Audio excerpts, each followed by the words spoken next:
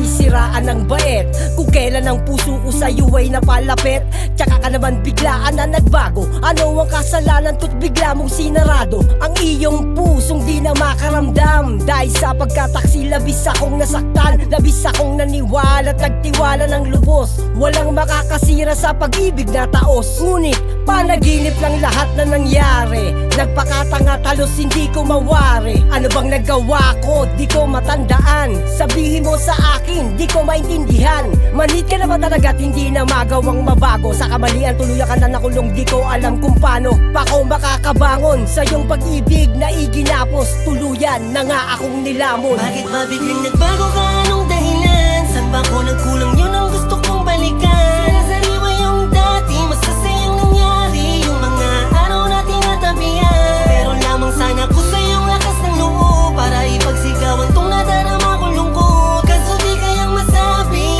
na labi ko na mahal pa rin kita. Na mahal pa rin kita.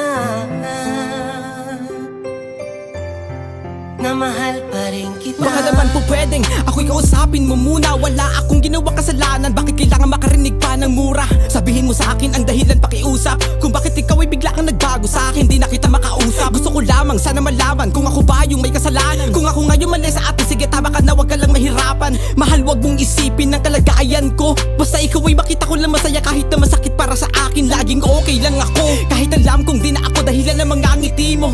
Eto pa rin ako para sa'yo, mukha ng tanga sa kakaunawa sa mga mali mo. Pilit pa rin ako na kumakapit sa iyong binitawang pangako walang iwanan. Pilit pa rin kitang hinahabol, tila hindi napapagod ang puso na pag-iwanan. Sana naman, wag mong isipin ako ay galit sa'yo dahil ikaw yung nakapanakit. Huwag kang mag-alala pag dumating na sa putong ako naman yung nakalimot sa akin. Piling di ka na pwede pang bumalik. Bakit ba biglang nagbago ka?